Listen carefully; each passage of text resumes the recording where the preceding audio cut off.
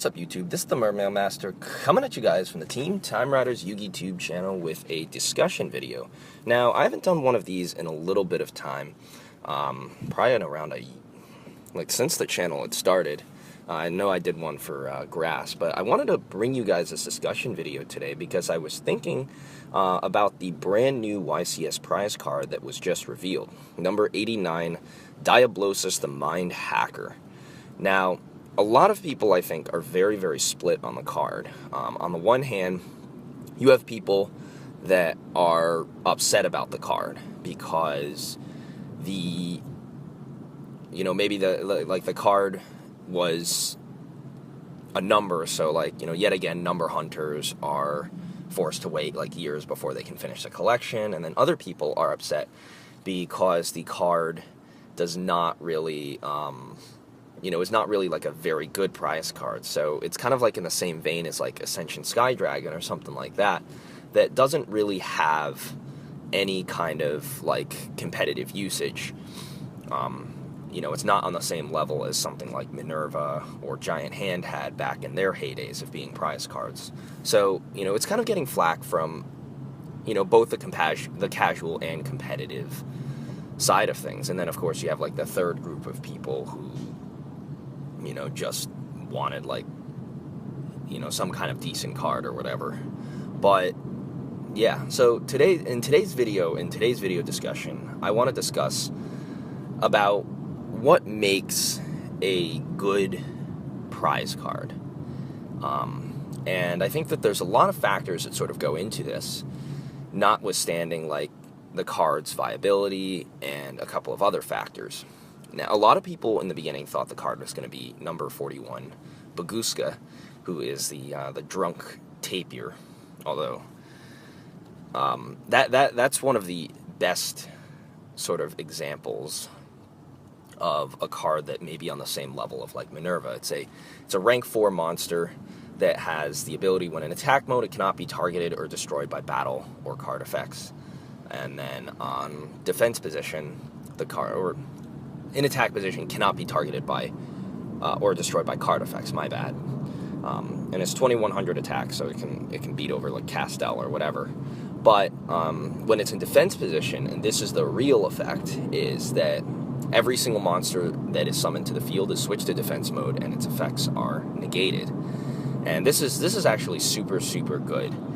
It does manage to stop everything but Link monsters, so kind of is a power creepy way to get people to play Links. And I don't know if Konami wanted to keep that way, or to just put the card in, regular booster sets and have people pull that, and then start shifting people's playstyle towards Link, because it is a card that just screams kill me with a Link monster, because they can't be switched into defense mode, so none of their effects will get negated. But the real question that I have, of course, going back to it, is that what makes a good prize card? And I think there's several factors to that. That a good prize card is something that someone would be happy to win, but at the same time is not so competitively viable that it drastically shifts the nature of the game for the people who have it.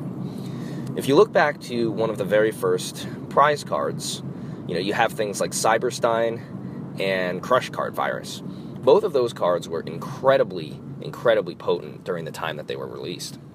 There was no kind of real monster effect negation back in the day. So if you could field a Cyberstein, especially back in, one of the very old formats, you were able to summon a Blue Eyes Ultimate Dragon from your extra deck, or your fusion deck as it was called at the time, and pretty much win whatever game you were in.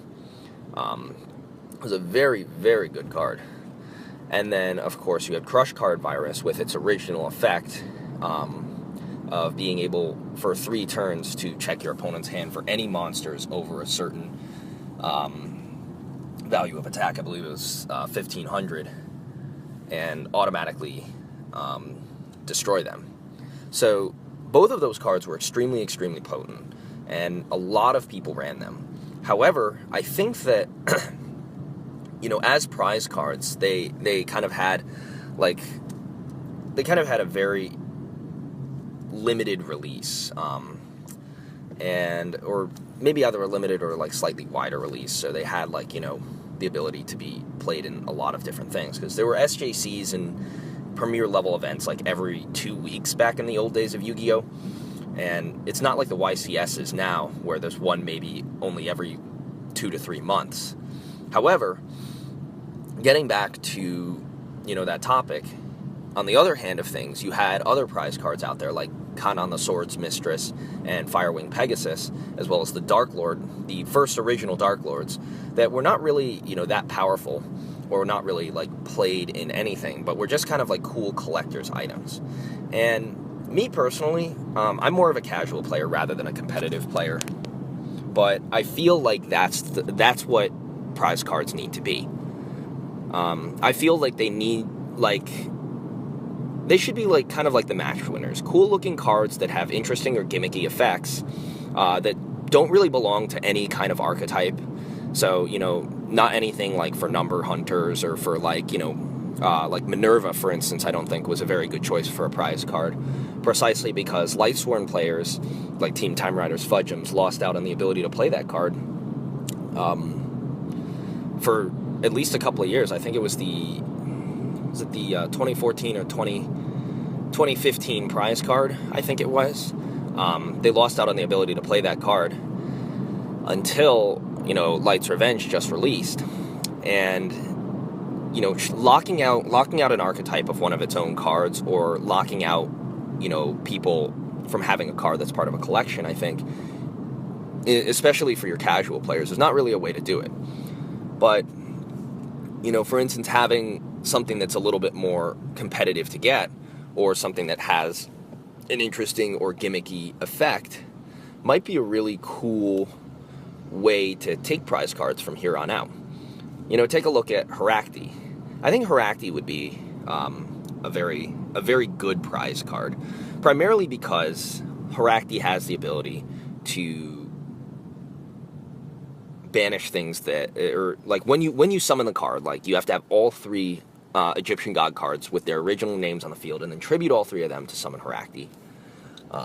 So it's a very gimmicky effect that, you know, not a lot of people would really use, and it only had a limited 10,000 card release in Japan, but it was like the idea that it's this like super rare kind of card, and, you know, you just drop that card and you win the game. So I think it all comes down to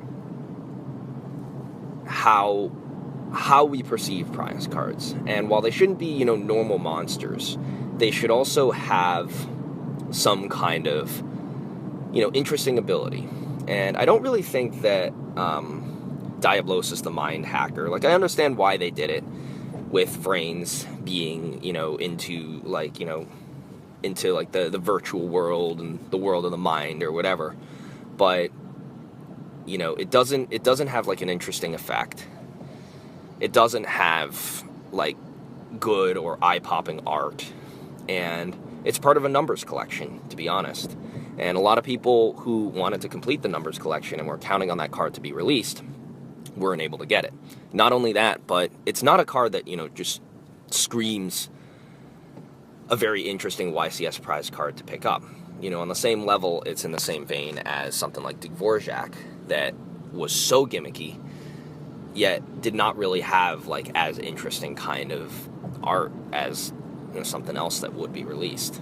So I ultimately think that, you know, part of prize card is making sure, like, part of choosing a prize card is making sure not to step on any toes, but at the same time being able to brand it so that, you know, like, your play mats will look good, and that there will be a lot of interesting, you know, that there will be a lot of fervor to not only get the prize card, but the kind of fervor that would be for a collection and not for some kind of other reason than that, or not for like any kind of competitive player locking out anyone from an archetype.